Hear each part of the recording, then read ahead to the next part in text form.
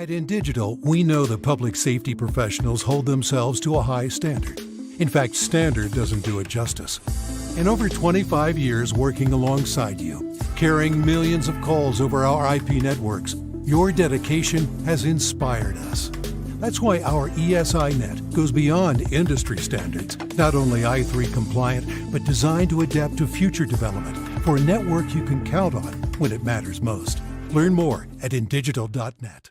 Have you ever met a 911 professional and asked, what's the worst call you've ever taken? Well, here's your answer. I heard your last breath the night you flipped your four-wheeler. I tried to call you the day you committed suicide by driving your car into a tree. Blue face, cold to the touch. I helped you with CPR after you found your infant face down, not breathing. It messed me up. I did everything I could, but it wasn't enough. You were with me from the beginning, Grandma. 27 years later, I took the 911 call when you died. How fitting to be there for me in the beginning, and I was there for you in the end. I miss you, Grandma. I am 911. This is but a glimpse into the world of emergency dispatch. But what is it really like to answer a call during someone's nightmare? What is the impact on the first responder answering the call? From Titletown Publishing, and available on Amazon or where you purchase your favorite books and ebooks. Imagine listening. Your worst day is our everyday. If Within the Trenches has ever taught you something, open your eyes to what it is like to be a 911 dispatcher, or has inspired you to become one, then help support us and join our Patreon. Get exclusive bonus content, one-of-a-kind swag, discounts on merchandise, ad-free early access to new episodes, and much more. To join, please visit patreon.com/WTT podcast. And if you're an industry partner, we have something for you as well. And now, for the show. This is Jordan, and you're listening to the Code 7 Podcast Network.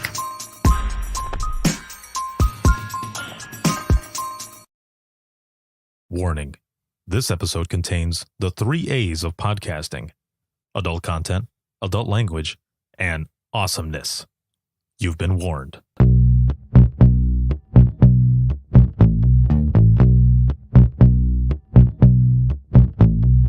Welcome to Within the Trenches, true stories from the 911 dispatchers who live them.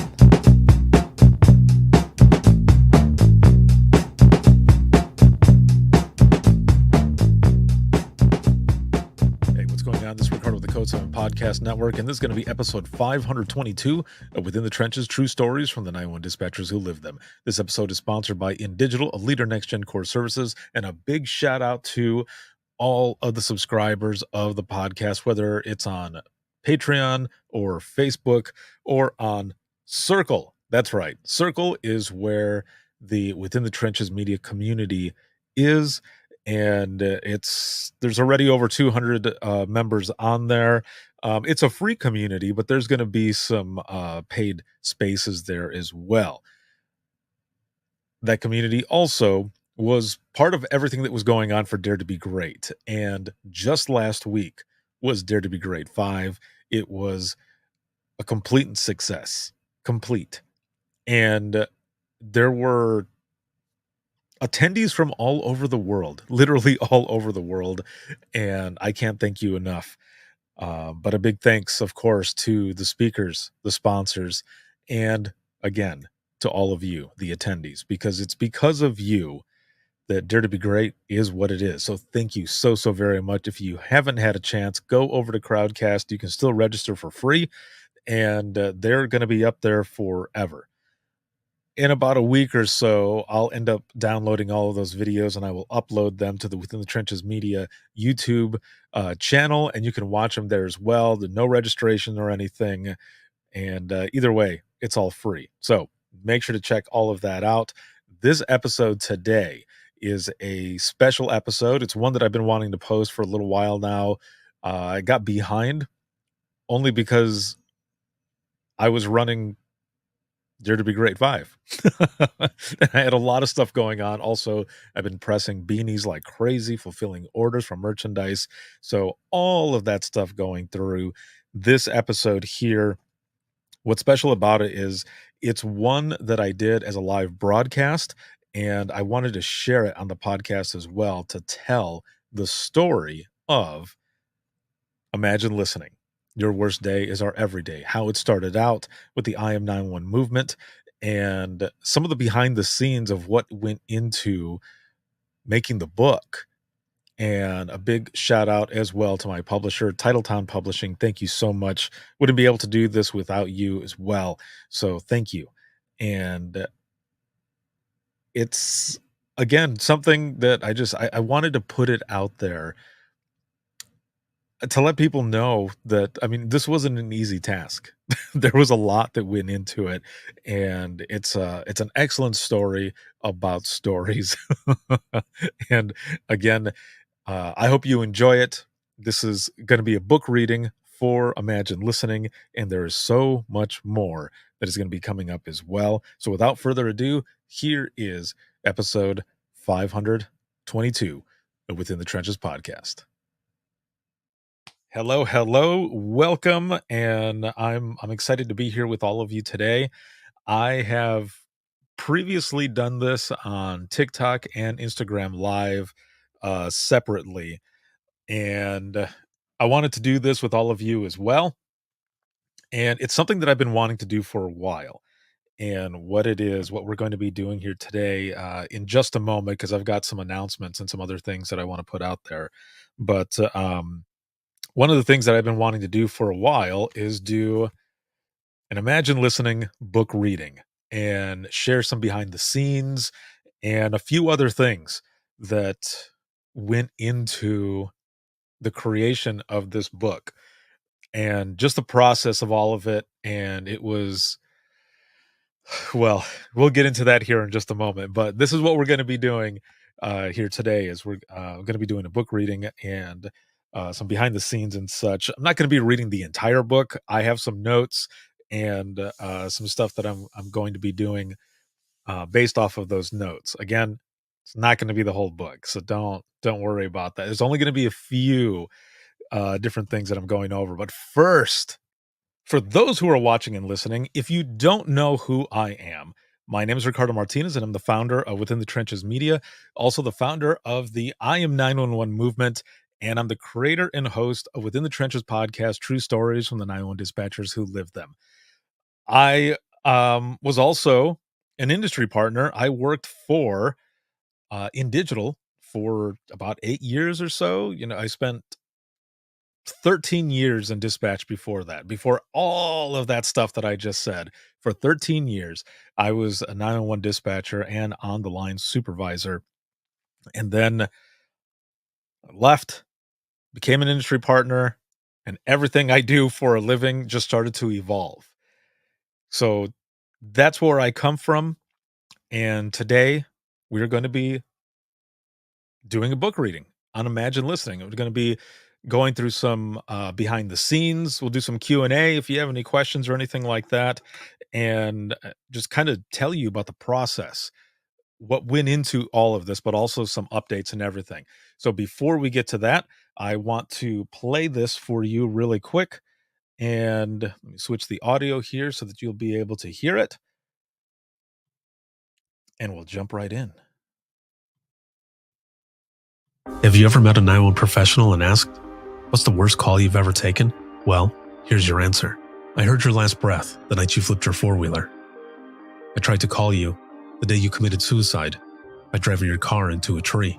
Blue face, cold to the touch. I helped you with CPR after you found your infant face down, not breathing. It messed me up. I did everything I could, but it wasn't enough. You were with me from the beginning, Grandma. 27 years later, I took the 911 call when you died. How fitting to be there for me in the beginning, and I was there for you in the end. I miss you, Grandma. I am 911. This is but a glimpse into the world of emergency dispatch. But what is it really like to answer a call during someone's nightmare? What is the impact on the first responder answering the call? From Titletown Publishing, and available on Amazon or where you purchase your favorite books and ebooks. Imagine Listening. Your worst day is our everyday. Oh yeah. Now, I love that. So that's the book trailer. That's the book trailer that I created for Imagine Listening. And I wanted something like, so those videos that you see in there, those relate to those stories that I'm talking about in there, and I was really happy to put that together. Like, I just thought there I have to do another, because I had done, like, the pre-order trailers and stuff, and then I thought, "Well, now I need to do an actual book trailer for the book. For book 1, I'll definitely have one for book 2 and, as we get closer to it." But that's the end result, right? This is the end result. But how do we get there? So, let's go back in time. Let's go to 2016. But also to remind all of you that everything that I do now, it was all a result of, me kind of struggling in dispatch with the calls that I was taking and not really having a lot of resources or people to talk to. Like, nobody was talking about it. There was this stigma, right? That if you asked for help or anything like that, you looked weak. And I just buried my calls. And it took just finally not caring what other people would think, and to start writing about it and start talking about it for everyone else to start doing the same as well. And that was a big part of my healing process, my own form of closure in a way, by writing these stories first, my own stories, putting it out there for people to read them. And I remember when I would put them out there, when I would blog about it and I would put it out there, I would think, man, I don't know how people are going to take this. And then I thought, I don't care. Because it was therapeutic for me to do it. And I just wanted others to know what it was really like for us on our end, that we're not just answering the phone, we're not just sending help. There's so much more that is going on. So I continued, and I continued to share stories and had other dispatchers come on and share their stories. And it just evolved and got bigger and bigger. And people started to learn from all of you and your stories. And I hope all of you have really thought about what it is that you do or what you've done, and that you all know how important you are, because you do a job that not a lot of people can do. And you should be recognized for it. So that was one of the big things in what I was doing, was not just sharing a part of me, but also hoping to, well, one, leave a mark, some sort of mark on 911, do something to be able to leave it in a better place than what I found it. And just hope that by the power of storytelling, that we would all be able to come together and learn from each other, along with those out in the field and the general public as a whole.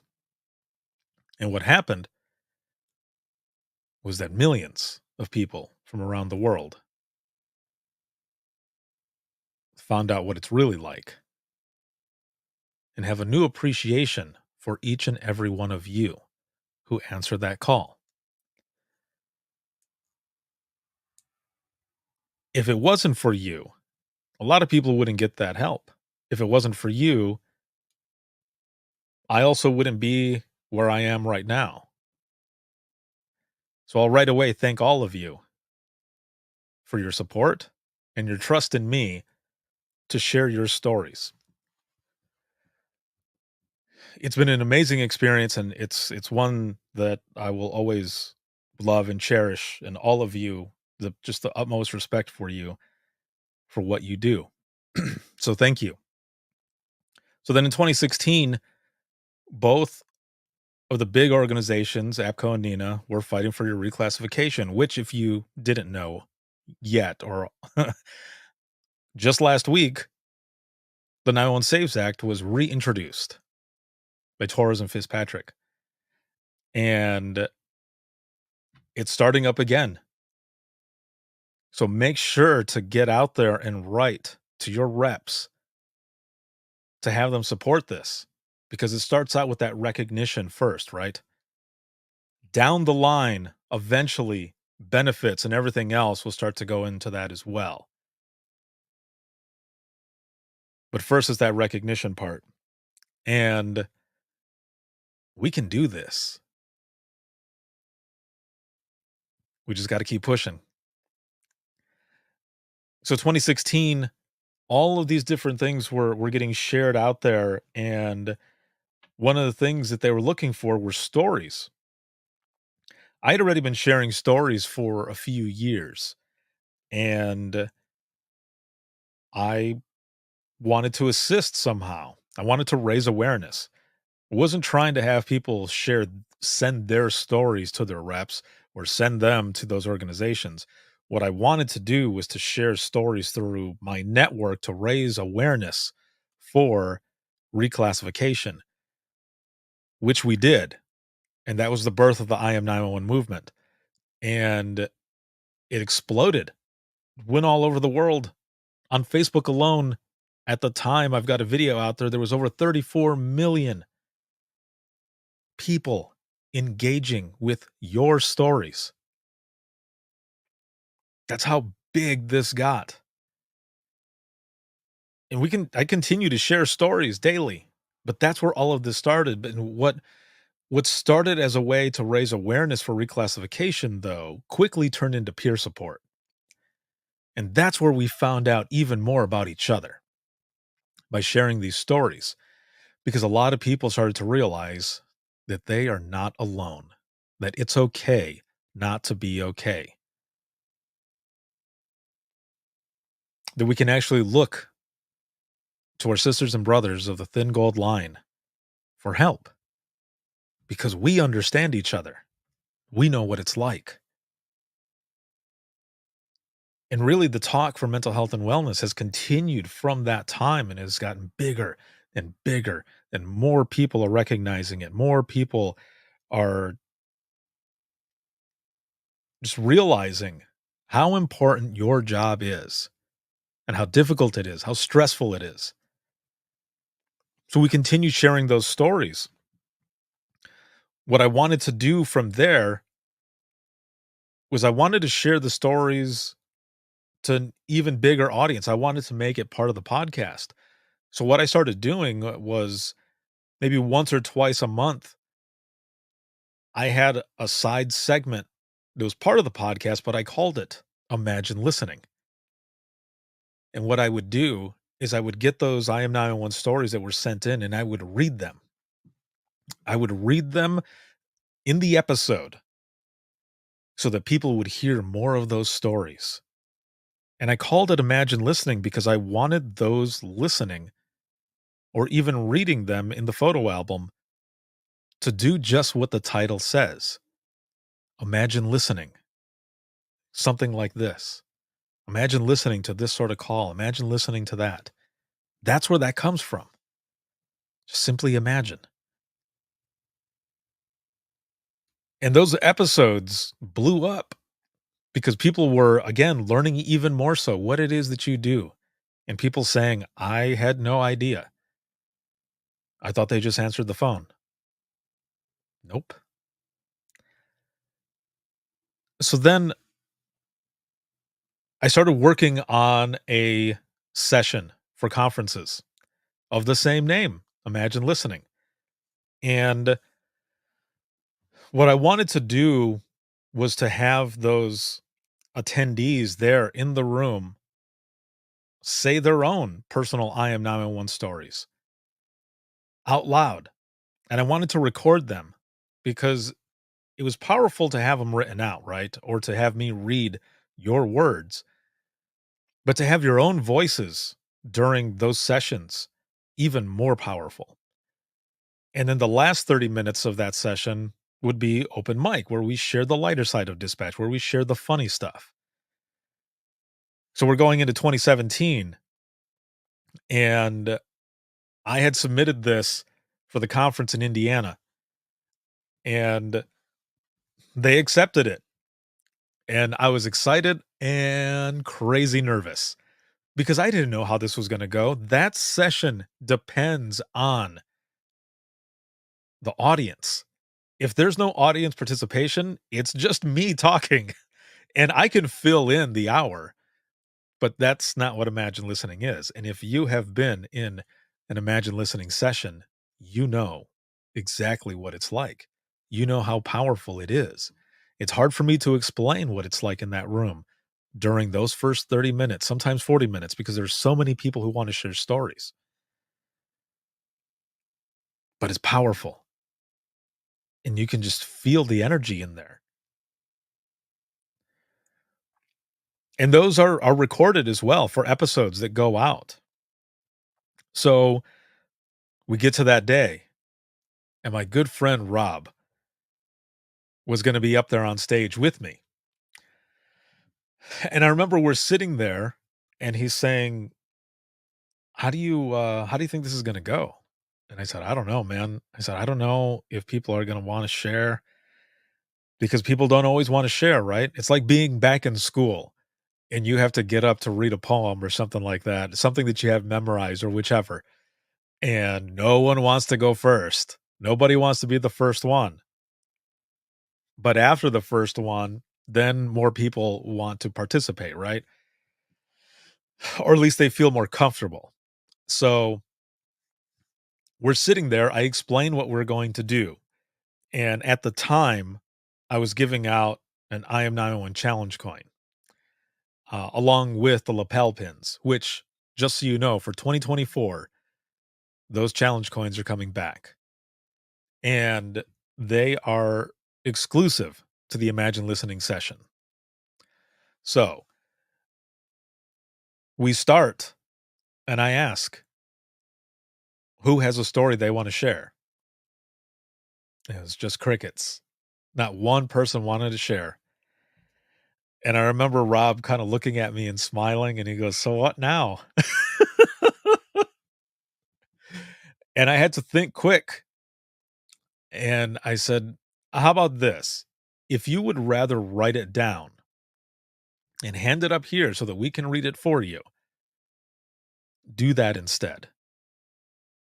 And almost everyone, like a lot of people, a good chunk of the room started ripping paper and handing paper to other people, and they were writing and writing and writing. And then one lady stood up and she said she wanted to share a story out loud, and she did. And it was very emotional. She was crying, but she got it out. And another person wanted to say one out loud, and another person, and it just kept going and going and going. And it was exactly what I was hoping for, exactly what I was hoping would happen with the session. And then, of course, we end up having the lighter side, the open mic part, and that was just hilarious. But that first time, I wasn't sure how it was going to go. But now we fast forward to 2023, and I've been doing those Imagine Listening sessions over all these years. And every one of them has been just an amazing experience. Very emotionally charged, but one that you won't forget. And if you're in the audience, if you're watching this right now and you've been in an Imagine Listening session, please type in your thoughts of that session as well. So for years, from the time of the birth of the I Am 911 movement in 2016 to the Imagine Listening episodes and then sessions that started in 2017, people had been asking, will this ever be a book? Because a lot of people were saying, I would love to have something physical, something I can hold on to be able um, to give to friends or family, people who were asking questions. And I've had this book done for 2 years. You heard that right.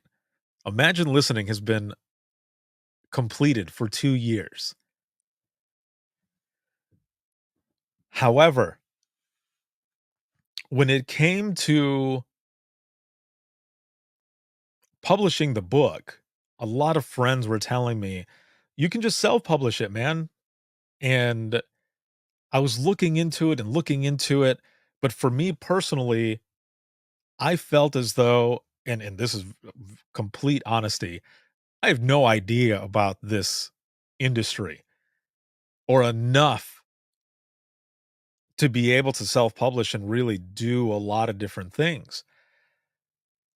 So I started looking into publishers to see if I could figure that out, if I could find somebody, someone I felt comfortable with. And I had talked to a lot of people, and I was comfortable with those that I spoke to. But still, something didn't feel right. And then I ended up having a conversation with a good friend of mine, Mr. Joe Serio. And we were talking about this book. And he asked me, like, when do you think you could have it done? Just in general, we were talking about this. And I said, it's been done, man. It's been done for 2 years. Just something hasn't felt right. It's just felt off. I don't know why. Timing just isn't right. So we were talking about it and everything. And then he says, do you know anything about Tracy Ertl? And I said, Tracy Ertl. I know we've met, but I don't know a lot about her. I know that she has a training company, Hero Light Training, but I'm not sure about anything else. And he goes, you should talk to her because she has her own publishing house, and she was in media for years before being in public safety. And she's been in public safety for years as well. And I thought, yeah, I'll send a message to her and just see. So I did. I sent a message to her, and she sent me a message back right away, like right away, and said hello, and that she's been following a lot of the stuff that I do for a while now, and has wanted to work with me on something. And we set up a time to talk on the phone to talk about Imagine Listening. And I shit you not, in just the first few minutes talking to her, I feel it right now, and it makes me a little emotional because I knew it was time. I felt it. It was time, finally. This was the person that I had been waiting for, that I was hoping to find, to be able to publish my first book, to put some care into your stories, and want to do this together the way I had really envisioned putting it out there. And we got to work right away. So Tracy's publishing house is Titletown Publishing, and her right hand, Lori. Both of them have been amazing. Their team, just all of it. We started working fast. Now, if you don't know, it usually takes 1 to 2 years to publish a book because there is so much that goes into it. Luckily for us, and for me, and for all of you who have the book now, I had the book done already for 2 years. The complete layout, all the graphics, everything was done. So we were able to really push it fast to get out there. But of course, with everything, there are some setbacks. So, and this wasn't really a setback. This was more me, but also for a good reason. And this is what it was. So I had everything done, but when I started looking at the images again, I thought, what if the pictures that were sent in have copyright protection? because you can't just take a picture off of Google Images or something that you search for and claim it as your own.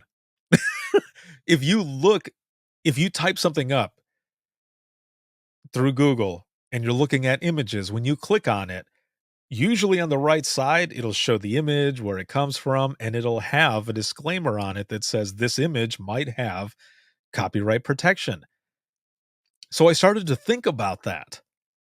And I thought, damn, what if some of these images do have that? So what I ended up doing, and this was probably about a week and a half or so before, um, a week and a half before the deadline for everything that needed to be sent in. Because once the graphics department and everything else, once they got it, it was going to be really hard to make any changes. So they were letting me know, you need to make sure you have all the revisions done that you need, because after this, want want. So this is what happened. For 4 days, I locked myself in this room. 4 days. I woke up super early in the morning and worked all the way for 12 hours at some points, like 6 to 6, 7 to 7. And then I would go downstairs, have dinner with the family, and as soon as everybody was asleep, I'd come back in here and start working again until really late. And then I would do it again. Again, 4 days I did this. The reason is because I didn't want to have any issues with these images. So I redid the entire book. Now, when I say that, I'm talking about the images only. The text that was sent in for those stories and the ones that had pictures already, all of the text remains the same. The stories are the same. The stories are original. It's just the image that I had to change because I have a subscription, a license for royalty-free images. But here's the thing. This is what made it so crazy and something that not a lot of people know. I wanted to do my best to maintain the integrity of the original stories that were sent in. So what I did for those over 130 different pages worth of stories, I had the original on one side, and then I was searching for pictures that were as close as possible to the original. And then I put the text, the story on the new image. Now, I went a step further. Because I'm a design nerd, I know a lot of different fonts just by looking at them. So I went as far as finding the same fonts that the text was used and put it on the new one for the book. Also, some of those images that were originally sent in, the quality was not that great, so it would not have looked good printed out for the book. So a lot of those I had to redo as well. But the stories remained intact, original. Some people ended up sending messages to me saying, there was a couple of stories that looked like they had some typos. It's because they were sent in that way. And that is how much I wanted to keep that original story. It was just the way they sent it in. Now, I might do something different for the next book, but for this original one, that is how far I went. And after every day, I was out of it. Because I'm going through over 130 different stories, reading them and putting them together, looking for images that are almost exactly the same, looking for fonts that are almost exactly the same to, again, keep the integrity of that original story. That's probably nuts. People probably are thinking, dude, you're crazy. But you know what? It was worth it. And that's how important it was to me to keep as original of a story as it was for the person who sent it in, because it was important. But that's what I went through for it. Was those 4 days, man. That was crazy. But again, it was so worth it. So worth it. So looking at the book, if you have this book, you can follow along as well. But I want to share page 7, which is one of my personal stories. And actually, just a few days ago, on the 11th, was the anniversary of this story that I'm going to read.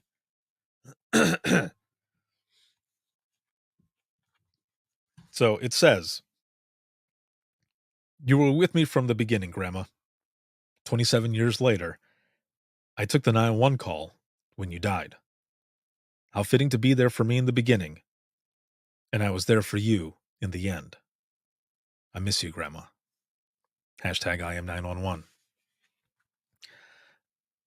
So, with that one right there,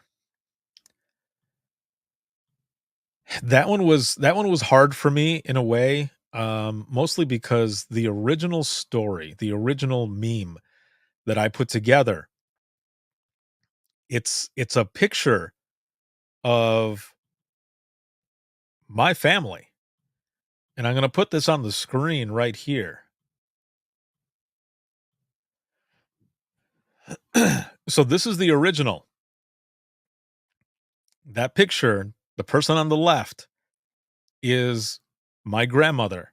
And to the right of her are my siblings, my younger brother and our younger twin sisters. This is the original. And I was going to keep the original. However, the quality of it would not have printed out as well. So instead, I went and picked a different picture. As much as I wanted that original one on there, I ended up doing a different one. Now, here's the crazy thing. When I went looking for the picture that would, associate with this story that had to do with my grandmother, this is the first image I saw. And I knew at that moment, this was the one. Because my grandmother, those look like her hands. The way she's sitting, all of it looks almost like her. It was just meant to be, man. This is the first picture I saw. This is the one that I chose. It felt right.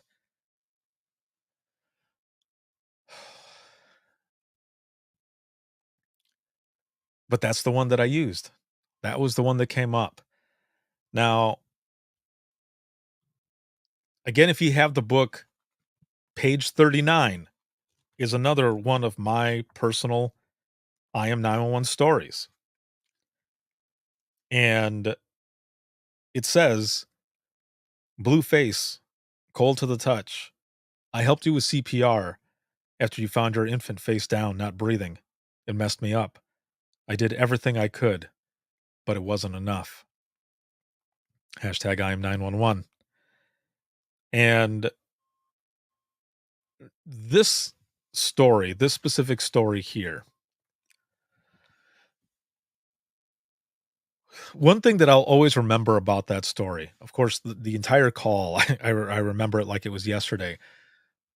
But what I needed at that time was to know that I did everything in my power to help that family, that there was nothing left to question, that there was nothing else I could have done. And I will always be grateful to EMS and the sergeant for making contact with me, because after that call, I remember sitting there and I looked over at at my supervisor at the time. At that time, I wasn't a supervisor yet, but I looked over and she says, "Are you okay?" And I'm sure all of you know exactly what my answer was. Yeah, sure. Yeah, I'm okay. I'm fine. But I wasn't fine. And I sat there and phone call comes in and it's EMS calling for their times and numbers. And they asked for the person who took that call. I pick up the phone, say this is Ricardo, and they told me how good of a job that I did.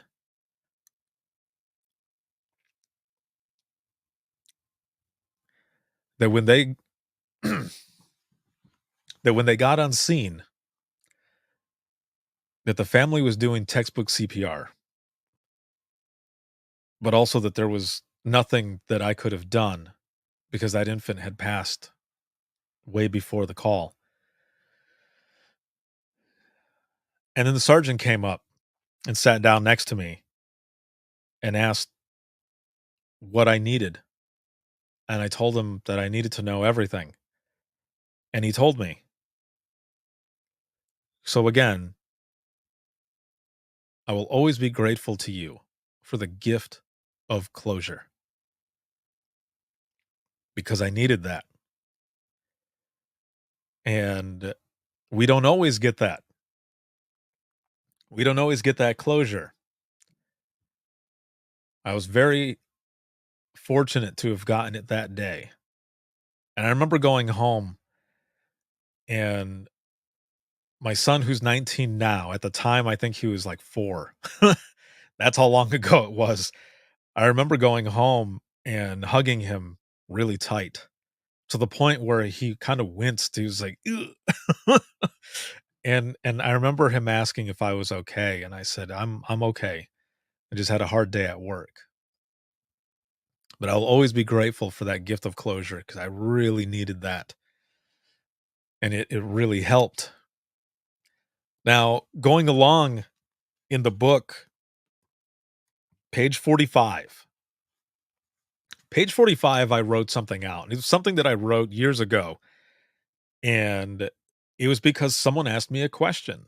They got a hold of me and asked me a question. And this is what it was. Someone once asked, "Can you tell me what it is like to be on the receiving end of a 911 call?" And I gave them my response. Now, I'm not going to read this. You can read this when you can because it's a call that I took and I put everything in there. Everything I heard, everything that was said, and what I remember from it. My side of it, of course. And with that call, it had to do with, um, I'll just say that at the end, the only thing that helped me was talking to my brother. I needed to hear his voice. And just by saying that, you probably know what call I'm talking about. But this is on page 45. One thing that I don't know that I have ever really mentioned before was that the person who reached out to me and asked me that question was someone who wrote for Reader's Digest. No shit. Someone who worked for Reader's Digest, they were putting together an article about 911 calls, and it was about crazy and outrageous ones. And they were asking me a bunch of other things, which is why I sent them the one that I sent them. And they were blown away by it for one, but two, they said, "Oh, we can't print that." And I said, "I just wanted you to know what it's like because you asked." Now, I did give them a few funny calls, which they did use. You can find it. It's like a top 50 stories or something like that from Reader's Digest, and that one's from years ago, years ago. But that is what page 45 is all about. That is who reached out and asked me about it. Now, one of the other things is that I didn't really think about when I was doing all of this, but also at the beginning of the birth of the movement was the different people who were sending in stories. It wasn't just dispatch. It wasn't other field responders. I mean, some of them did, right? But also callers. Callers were sending in their side of the story and saying thank you to all of you. That was probably one of the most amazing parts of this as well. So, page 65, the story says, I am alive today because of a 911 dispatcher. She spent a good amount of time talking to me about life. And after a while, I put the gun down. I would have committed suicide if not for her.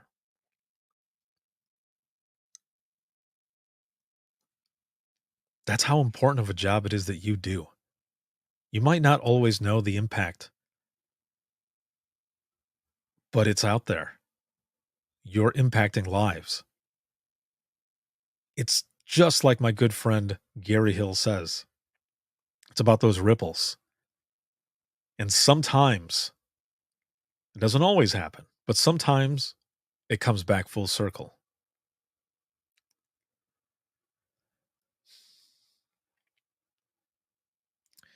Moving on from there, one of the other harder things was getting stories from people that you know. And I know, to a point, every single person who's written in a story because I have them in the inbox. You'll never get their names. You'll never know who they are. But some of them are people that I know personally, are people that are just great human beings, and I've known them for years. So this next story, it says, I took the call when your wife stopped breathing. I'll never forget you pleading with her to not leave you. I'll never forget dispatching EMS to our address for your wife and my mother.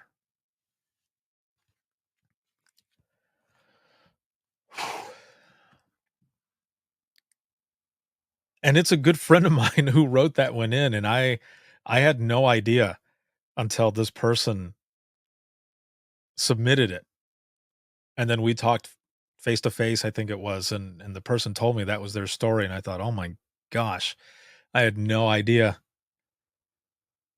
But every time I see it now and I see this person, I just embrace them. I'm so glad that they had the courage and just everything, willingness to be open and vulnerable and share that story. These are important stories. These are your stories.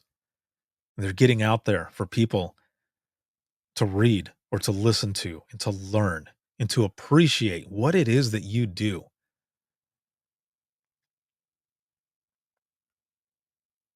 Now, the back cover, I wanted the back cover to have something so that if someone ever picked up this book off a shelf, a lot of times people look at the front and then they look at the back.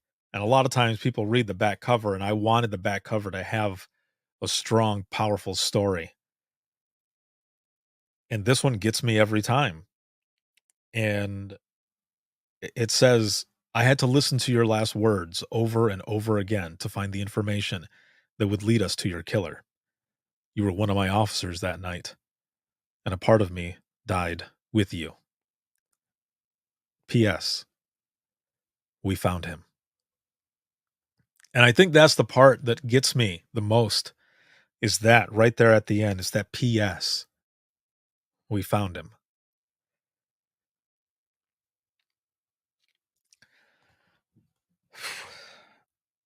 And I do want to mention the cover itself. If you've ever wondered, if you've not heard me mention it before, the reason I did the cover the way I did is because after every Imagine Listening session, I will take all of the written stories and I'll take a picture of them and share it. And I shared, this was one of the early ones that I shared. And my brother sent me a message and he goes, man, if you ever turn this into a book, that should be part of your cover. That would make a really cool cover. And that is where it comes from. So, bro, thank you. I love you, dude. So that is where all of it comes from. That's where Imagine Listening started. Those are some of the behind the scenes of the things that went into putting this book together, to the point where I locked myself up for those 4 days just to make sure to keep it as authentic as possible from those original stories. And I'll be doing the same thing when book 2 comes out. So, before we get to the giveaway and wrap this up,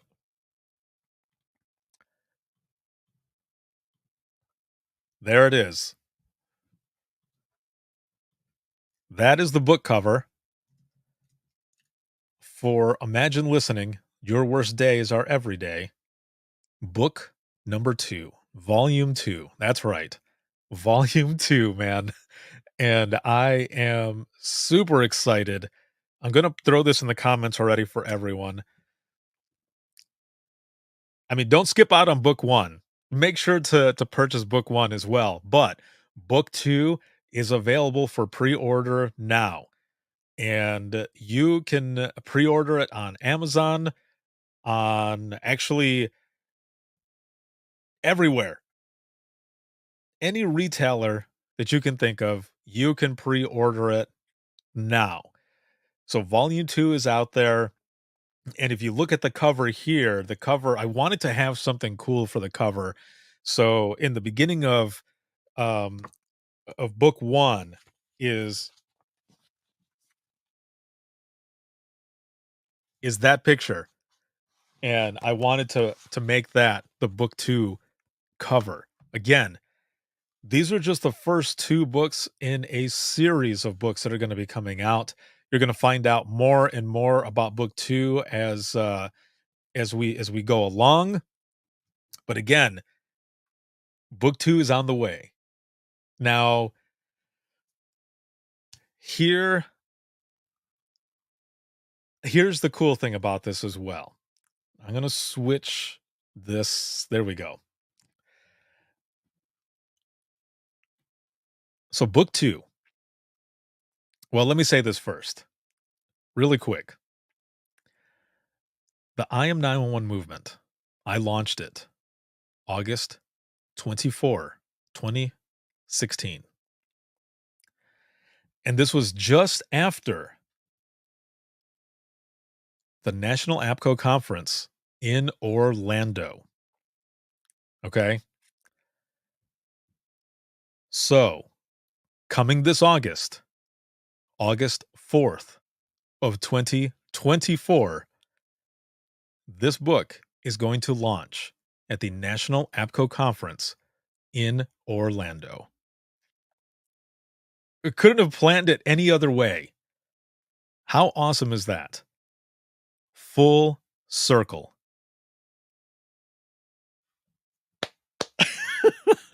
I am excited beyond belief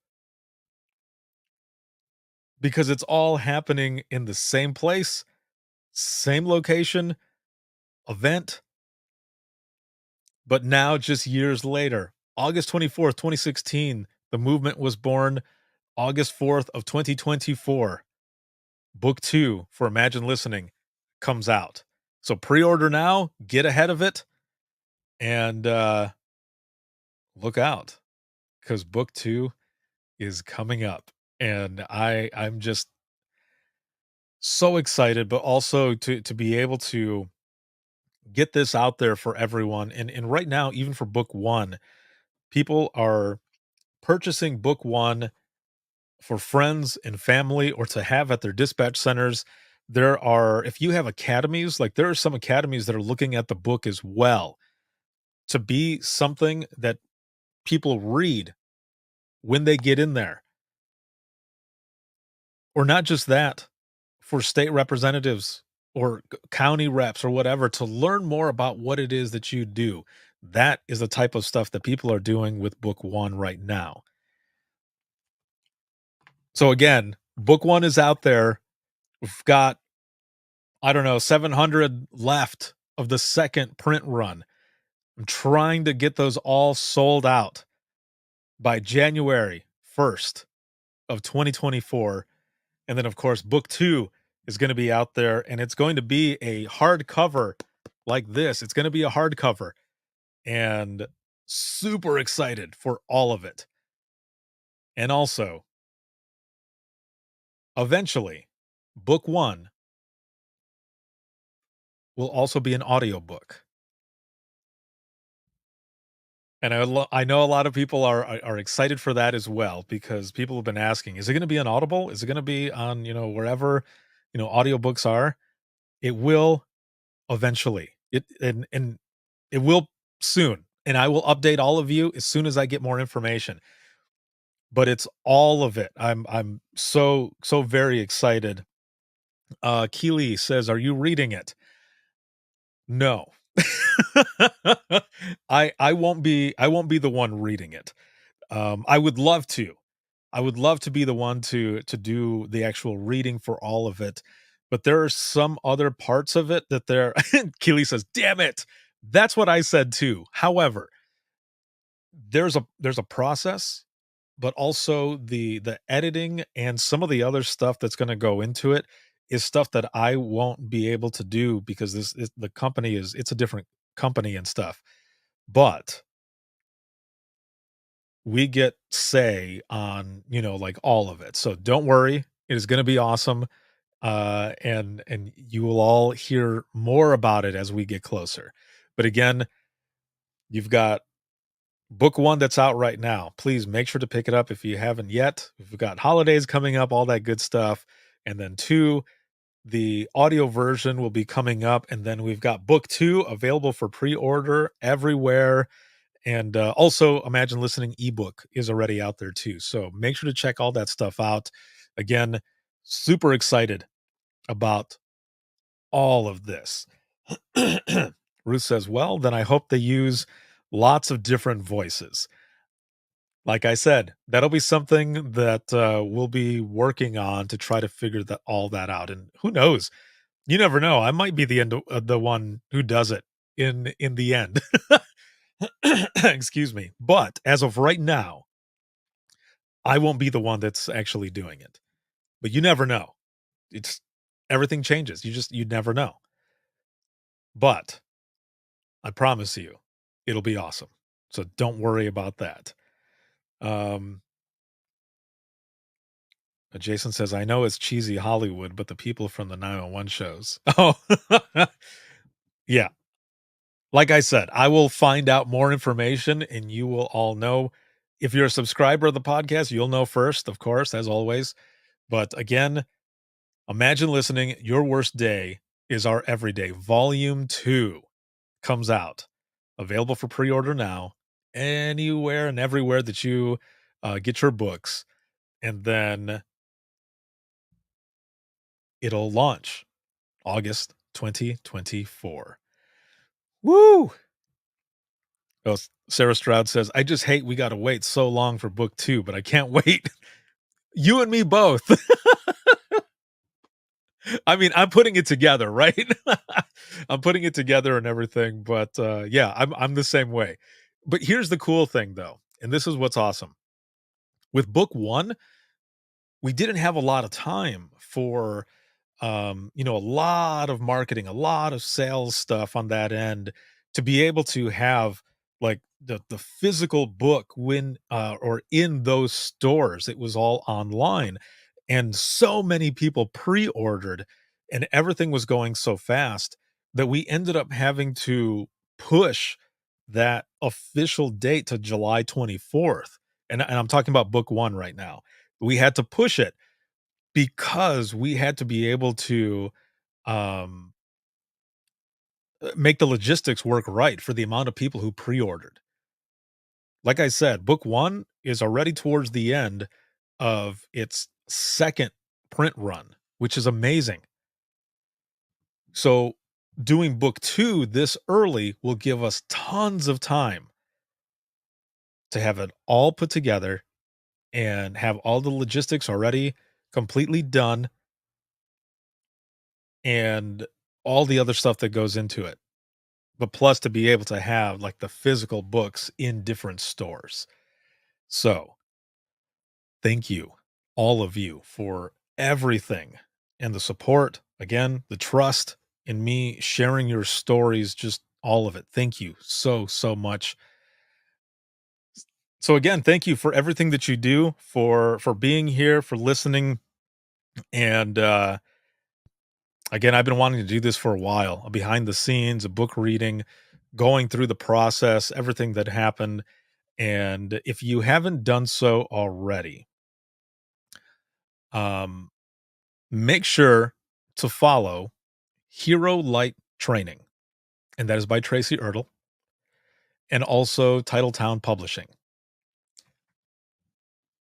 Because without them, without Tracy and her fabulous team, the book wouldn't have come out the way it did, and everything else. I have them to thank so, so very much. So make sure to follow them and let them know that Ricardo sent you. All right. I want to thank all of you once again who attended live, whether it was on Facebook, YouTube, X, LinkedIn, or on Instagram or TikTok. When I did the lives over there, I did a live broadcast on each platform, doing this behind the scenes and book reading, and also explaining some of the stories that are included in this first book. Once again, Imagine Listening is book 1 of a series of books that are going to be coming out that highlight these stories that were submitted for the I Am 911 movement. Book 1 is available now on Amazon, and if you get yours today, you can get it before Christmas. It's also on sale on Amazon, so make sure to pick up your copy. There are about 500 copies left in basically in circulation, and that is 500 copies left of the second print run, which is amazing. And a goal that I had before 2024, and right now it is December 11th, 2023. So there's a few weeks left of this year. The goal for the end of this year, going into 2024, is to sell out those 500 copies. We can do this. Again, it's on sale on Amazon. It's like 23 bucks. And you can pick it up today. And in some places, you can probably get it delivered same day. It is a phenomenal book. So many great reviews, 5-star reviews coming out from it. But again, make sure to pick up your copy. And going into the holidays, it is a perfect gift. uh, it has been an excellent one and an excellent experience. And I thank you all for being here and tuning in to listen to some behind the scenes, what went into making this book. And again, if it wasn't for all of you, Imagine Listening, the I Am 911 movement, all of it wouldn't be what it is today. So thank you so, so very much. And this broadcast has been sponsored by In Digital, a leader next gen core services. If you have any comments, questions, or you ever want to be a guest on the show, you can email us, and that is going to be wttpodcast@gmail.com. Once again, that is wttpodcast@gmail.com. And if you want to become a supporter, you can support us on Patreon or Facebook. And easily, all you have to do is simply go to links.co/WTT podcast. And once again, that is links with 2 i's.co/WTT podcast. You'll find everything there: email, social media, where to listen to the most recent episode that has gone out. Also, how to become a subscriber. That is to support the podcast, whether it be on Patreon or Facebook, and where to purchase the book on Amazon and pre-order book number 2, because it is out there already and people are already pre-ordering it. So that is going to be excellent. Make sure to do that as well. And then if you're looking for any podcast merchandise, you'll find it there as well. Links with 2 i's.co/WTT podcast. Again, thank you all so, so very much for the continued support and for the trust in me to share your stories. Thank you. Also, this can be seen on Facebook, YouTube, X, LinkedIn Live, all of the social media platforms. But to listen 24/7 on your favorite podcasting platform, you can listen on Apple Podcast, iHeartRadio, Spotify, and withinthetrenches.net. Have a good one, everyone. We'll see you in the next one.